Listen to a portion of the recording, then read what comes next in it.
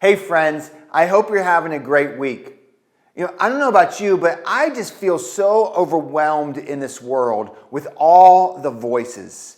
It just seems like everywhere we are being completely drowned out by all the voices that are out there on YouTube, on our apps like Netflix or Disney Plus or Hulu or Amazon Prime. You can just go down the list. They all have these amazing documentaries that have so many voices of what is truth or their version of truth. And so many of it sounds good, and their filmmaking abilities, they make it sound so amazing. And in many ways, the voices are challenging the core of our beliefs, of who we are, of who is Jesus to us.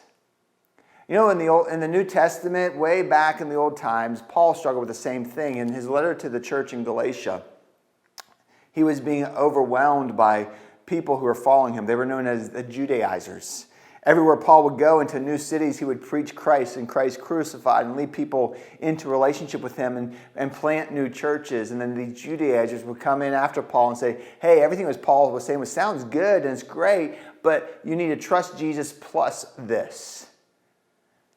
And Paul wrote this in Galatians 1, verses 6 and 7. He says, I am amazed that you are so quickly deserting him who called you by the grace of Christ for a different gospel, which is really not another. Only there are some who are disturbing you and want to distort the gospel of Christ. This world has become so distorted. The gospel of Christ has become so distorted by all the voices we allow to influence us. Who's influencing you? Who are you allowing to influence you? May you find your way to the gospel of Christ. Paul wrote in verses 11 and 12, for I would have you know, brothers, that the gospel which was preached by me is not according to man, for I neither received it from man nor I was taught it, but I received it through the revelation of Jesus Christ. My friends, don't let the distortion of the world influence you. All the things that sound good and seem right.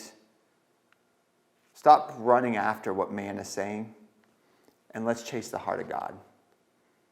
Let's spend more time in God's Word than all the YouTube videos or the documentaries we see. Hang out with Him and see what He's saying to you. My friends, I hope you have a great week.